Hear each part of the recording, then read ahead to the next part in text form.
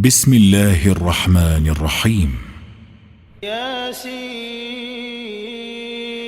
والقرآن الحكيم إنك لمن المرسلين على صراط مستقيم تنزيل العزيز الرحيم لتنذر قوما ما أنذر آباؤهم فهم غافلون لقد حق القول على أكثرهم فهم لا يؤمنون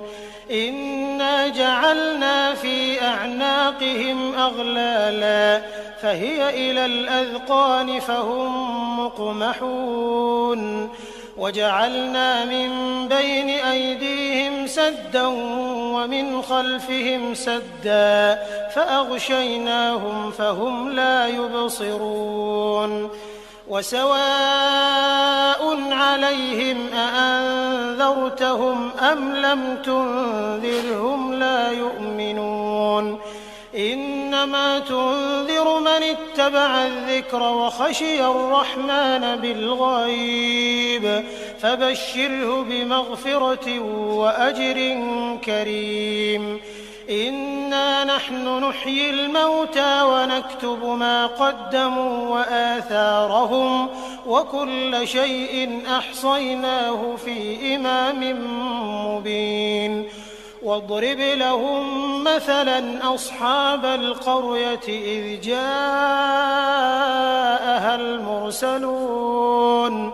إذ أرسلنا إليهم 2 فكذبوهما فعززنا بثالث فقالوا إنا إليكم مرسلون قالوا ما أنتم إلا بشر مثلنا وما أنزل الرحمن من شيء إن أنتم إلا تكذبون قالوا ربنا يعلم إنا إليكم لمرسلون وما علينا إلا البلاغ المبين قالوا إنا تطيرنا بكم لئن لم تنتهوا لنرجمنكم وليمسنكم منا عذاب أليم قالوا طائركم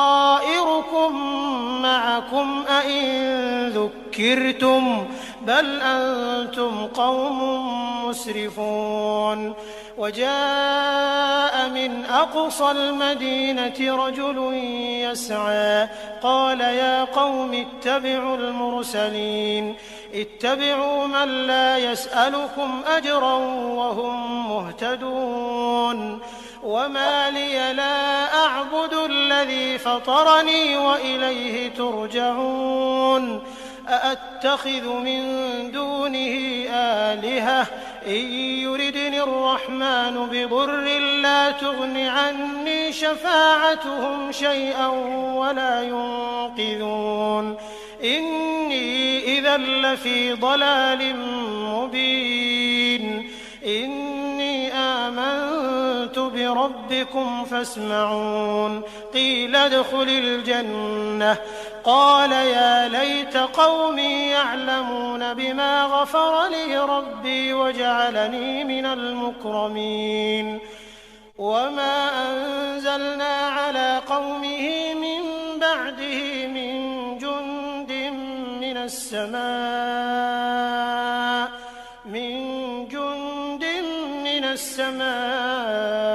وما كنا منزلين إن كانت إلا صيحة واحدة فإذا هم خامدون يا حسرة على العباد ما يأتيهم من رسول إلا كانوا به يستهزئون ألم يروا كم أهلكنا قبلهم من القرون أنهم إليهم لا يرجعون وإن كل لما جميع لدينا محضرون وآية لهم الأرض الميتة أحييناها فأخرجنا منها حبا فمنه يأكلون وجعلنا فيها جنات من نخيل وأعناب وفجرنا فيها من العيون ليأكلوا من ثمره وما عملته أيديهم أفلا يشكرون سبحان الذي خلق الأزواج كلها مما تنبت الأرض ومن أنفسهم ومما لا يعلمون وآية لهم الليل نسلخ منه النهار فإذا هم مظلمون والشمس تجري لمستقر لها ذلك تقدير العزيز العليم والقمر قدرناه منازل حتى عاد كالعرجون القديم لا الشمس ينبغي لها أن تدرك القمر ولا الليل سابق النهار وكل في فلك يسبحون وآية لهم أنا حملنا ذريتهم في الفلك المشحون وخلقنا لهم من مثله ما يركبون وإن نشأ نغرقهم فلا صريخ لهم ولا هم ينقذون إلا رحمة منا ومتاعا إلى حين وإذا قيل لهم اتقوا ما بين أيديكم وما خلفكم لعلكم ترحمون وما تأتيهم من آية من آيات ربهم إلا كانوا عنها معرضين وإذا قيل لهم أنفقوا مما رزقكم الله قال الذين كفروا للذين آمنوا أنطعم من لو يشاء الله أطعمه إن أنتم إلا في ضلال مبين ويقولون متى هذا الوعد إن كنتم صادقين ما ينظرون إلا صيحة واحدة تأخذهم وهم يخصمون فلا يستطيعون توصية ولا إلى أهلهم يرجعون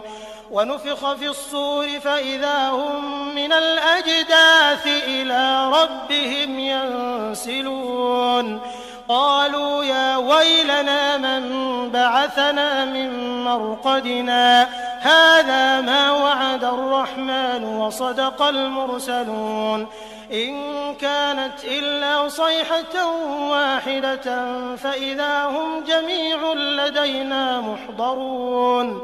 فاليوم لا تظلم نفس شيئا ولا تجزون إلا ما كنتم تعملون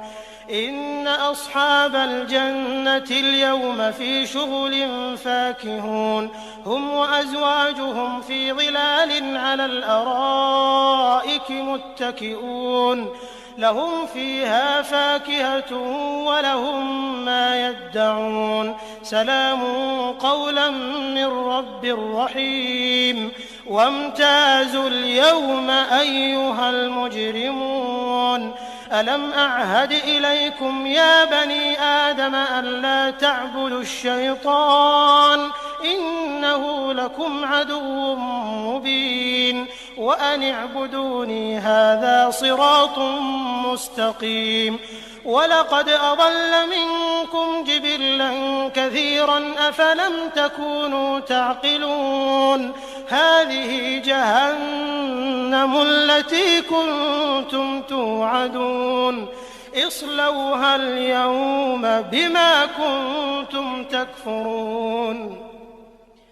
اليوم نختم على أفواههم وتكلمنا أيديهم وتشهد أرجلهم بما كانوا يكسبون ولو نشاء لطمسنا على أعينهم فاستبقوا الصراط فأنى يبصرون ولو نشاء لمسخناهم على مكانتهم فما استطاعوا مضيا ولا يرجعون ومن نعمره ننكسه في الخلق أفلا يعقلون وما علمناه الشعر وما ينبغي له إن هو إلا ذكر وقرآن مبين لينذر من كان حيا ويحق القول على الكافرين أولم يروا أنا خلقنا لهم مما عملت أيدينا أنعاما فهم لها مالكون وذللناها لهم فمنها ركوبهم ومنها يأكلون ولهم فيها منافع ومشارب أفلا يشكرون واتخذوا من دون الله آلهة لعلهم ينصرون لا يستطيعون نصرهم وهم لهم جند محضرون فلا يحزنك قولهم إنا نعلم ما يسرون وما يعلنون أولم ير الإنسان أنا خلقناه من نطفة فإذا هو خصيم مبين وضرب لنا مثلا ونسي خلقه قال من يحيي العظام وهي رميم قل يحييها الذي أنشأها أول مرة وهو بكل خلق عليم الذي جعل لكم من الشجر الأخضر نارا فإذا أنتم منه توقدون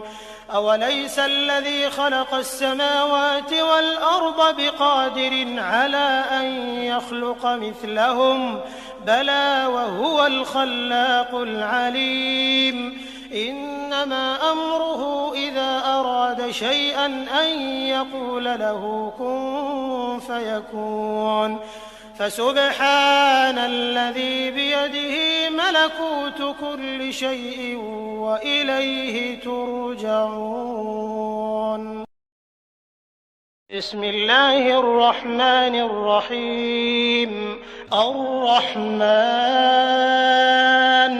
علم القرآن خلق الإنسان علمه البيان الشمس والقمر بحسبان والنجم والشجر يسجدان والسماء رفعها ووضع الميزان ألا تطغوا في الميزان وأقيموا الوزن بالقسط ولا تخسروا الميزان والأرض وضعها للأنام فيها فاكهة والنخل ذات الأكمام والحب ذو العصف والريحان فبأي آلاء ربكما تكذبان خلق الإنسان من صلصال كالفخار وخلق الجان من مارج من نار فبأي آلاء ربكما تكذبان رب المشرقين ورب المغربين فبأي آلاء ربكما تكذبان مرج البحرين يلتقيان بينهما برزخ لا يبغيان فبأي آلاء ربكما تكذبان يخرج منهما اللؤلؤ والمرجان فبأي آلاء ربكما تكذبان وله الجوار المنشآت في البحر كالأعلام فبأي آلاء ربكما تكذبان كل من عليها فان ويبقى وجه ربك ذو الجلال والإكرام والإكرام فبأي آلاء ربكما تكذبان يسأله من في السماوات والأرض كل يوم هو في شأن فبأي آلاء ربكما تكذبان سنفرغ لكم أيها الثقلان فبأي آلاء ربكما تكذبان يا معشر الجن والإنس إن استطعتم أن تنفذوا من أقطار السماوات والأرض فانفذوا لا تنفذون إلا بسلطان فبأي آلاء ربكما تكذبان يرسل عليكما شواظ من نار ونحاس فلا تنتصران فبأي آلاء ربكما تكذبان فإذا انشقت السماء فكانت وردة كالدهان فبأي آلاء ربكما تكذبان فيومئذ لا يسأل عن ذنبه إنس ولا جان فبأي آلاء ربكما تكذبان يعرف المجرمون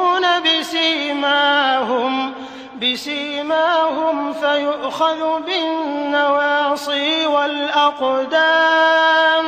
فبأي آلاء ربكما تكذبان هذه جهنم التي يكذب بها المجرمون يطوفون بينها وبين حميم آن فبأي آلاء ربكما تكذبان ولمن خاف مقام ربه جنتان فبأي آلاء ربكما تكذبان ذواتا أفنان فبأي آلاء ربكما تكذبان فيهما عينان تجريان فبأي آلاء ربكما تكذبان فيهما من كل فاكهة زوجان فبأي آلاء ربكما تكذبان متكئين على فرش بطائنها من استبرق وجنى الجنتين دان فبأي آلاء ربكما تكذبان فيهن قاصرات الطرف لم يطمثهن إنس قبلهم ولا جان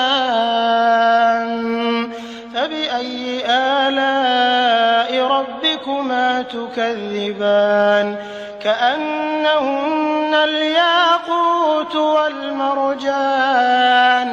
فبأي آلاء ربكما تكذبان هل جزاء الإحسان إلا الإحسان فبأي آلاء ربكما تكذبان ومن دونهما جنتان فبأي آلاء ربكما تكذبان مدهامتان فبأي آلاء ربكما تكذبان فيهما عينان نضاختان فبأي آلاء ربكما ربكما تكذبان فيهما فاكهة ونخل ورمان فبأي آلاء ربكما تكذبان فيهن خيرات حسان فبأي آلاء ربكما تكذبان حور مقصورات في الخيام فبأي آلاء ربكما تكذبان لم يطمثهن إنس قبلهم ولا جان فبأي آلاء ربكما تكذبان متكئين على رفرف خضر وعبقري حسان فبأي آلاء ربكما تكذبان تبارك اسم ربك ذي الجلال والإكرام. بسم الله الرحمن الرحيم. ياسين والقرآن الحكيم إنك لمن المرسلين على صراط مستقيم تنزيل العزيز الرحيم لتنذر قوما ما أنذر آباؤهم فهم غافلون لقد حق القول على أكثرهم فهم لا يؤمنون إنا جعلنا في أعناقهم أغلالا فهي إلى الأذقان فهم مقمحون وجعلنا من بين أيديهم سدا ومن خلفهم سدا فأغشيناهم فهم لا يبصرون وسواء عليهم أأنذرتهم أم لم تنذرهم لا يؤمنون إنما تنذر من اتبع الذكر وخشي الرحمن بالغيب فبشره بمغفرة وأجر كريم إنا نحن نحيي الموتى ونكتب ما قدموا وآثارهم وكل شيء أحصيناه في إمام مبين واضرب لهم مثلا أصحاب القرية إذ جاءها المرسلون إذ أرسلنا إليهم 2 فكذبوهما فعززنا بثالث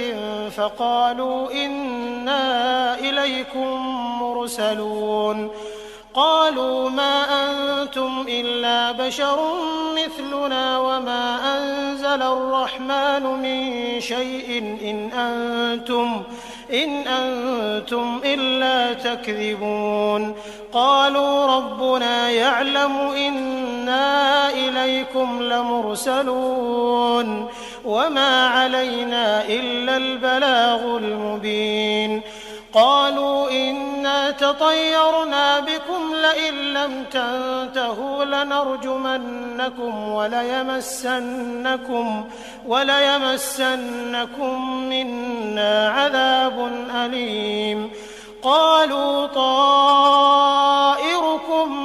معكم أئن ذكرتم بل أنتم قوم مسرفون وجاء من أقصى المدينة رجل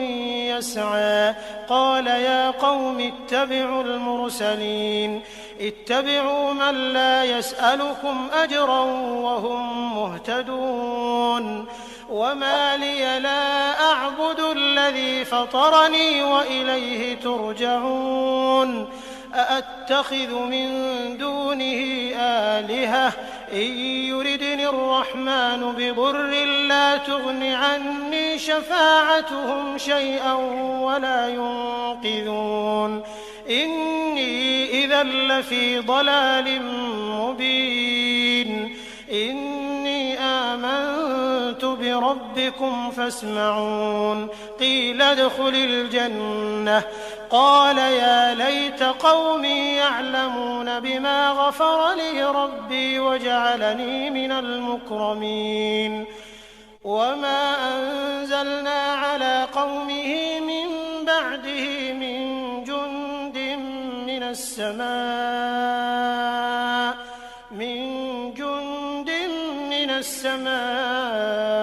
وما كنا منزلين إن كانت إلا صيحة واحدة فإذا هم خامدون يا حسرة على العباد ما يأتيهم من رسول إلا كانوا به يستهزئون ألم يروا كم أهلكنا قبلهم من القرون أنهم إليهم لا يرجعون وإن كل لما جميع لدينا محضرون وآية لهم الأرض الميتة أحييناها وأخرجنا منها حبا فمنه يأكلون وجعلنا فيها جنات من نخيل وأعناب وفجرنا فيها من العيون ليأكلوا من ثمره وما عملته أيديهم أفلا يشكرون سبحان الذي خلق الأزواج كلها مما تنبت الأرض ومن أنفسهم ومما لا يعلمون وآية لهم الليل نسلخ منه النهار فإذا هم مظلمون والشمس تجري لمستقر لها ذلك تقدير العزيز العليم والقمر قدرناه منازل حتى عاد كالعرجون القديم لا الشمس ينبغي لها أن تدرك القمر ولا الليل سابق النهار وكل في فلك يسبحون وآية لهم أنا حملنا ذريتهم في الفلك المشحون وخلقنا لهم من مثله ما يركبون وإن نشأ نغرقهم فلا صريخ لهم ولا هم ينقذون إلا رحمة منا ومتاعا إلى حين وإذا قيل لهم اتقوا ما بين أيديكم وما خلفكم لعلكم ترحمون وما تأتيهم من آية من آيات ربهم إلا كانوا عنها معرضين وإذا قيل لهم أنفقوا مما رزقكم الله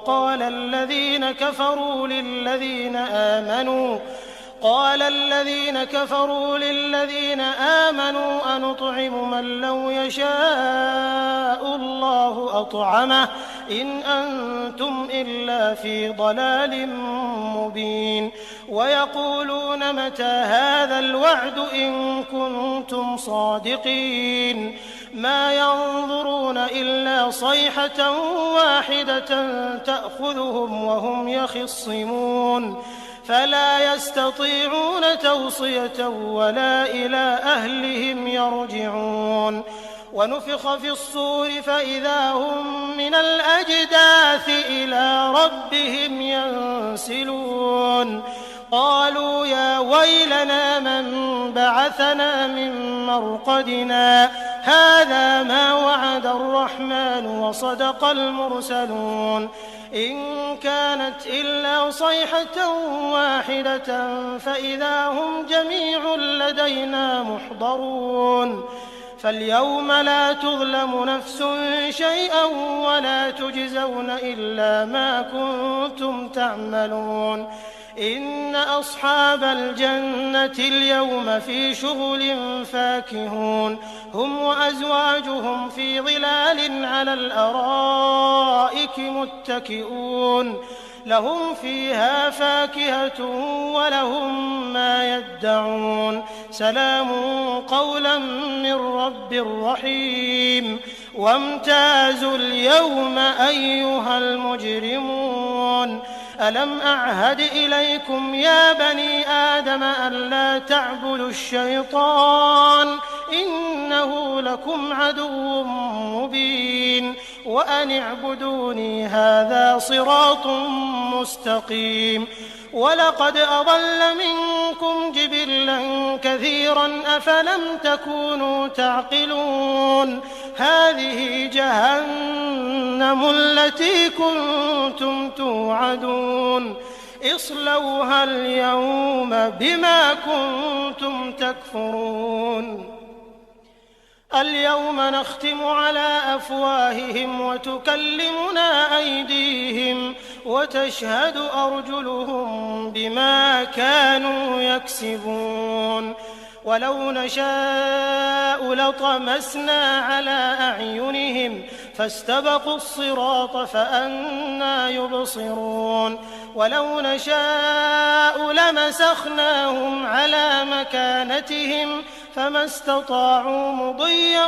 ولا يرجعون ومن نعمره ننكسه في الخلق أفلا يعقلون وما علمناه الشعر وما ينبغي له إن هو إلا ذكر وقرآن مبين لينذر من كان حيا ويحق القول على الكافرين أولم يروا أنا خلقنا لهم مما عملت أيدينا أنعاما فهم لها مالكون وذللناها لهم فمنها ركوبهم ومنها يأكلون ولهم فيها منافع ومشارب أفلا يشكرون واتخذوا من دون الله آلهة لعلهم ينصرون لا يستطيعون نصرهم وهم لهم جند محضرون فلا يحزنك قولهم إنا نعلم ما يسرون وما يعلنون أولم ير الإنسان أنا خلقناه من نطفة فإذا هو خصيم مبين وضرب لنا مثلا ونسي خلقه قال من يحيي العظام وهي رميم قل يحييها الذي أنشأها أول مرة وهو بكل خلق عليم الذي جعل لكم من الشجر الأخضر نارا فإذا أنتم منه توقدون أوليس الذي خلق السماوات والأرض بقادر على أن يخلق مثلهم بلى وهو الخلاق العليم إنما أمره إذا أراد شيئا أن يقول له كن فيكون فسبحان الذي بيده ملكوت كل شيء وإليه ترجعون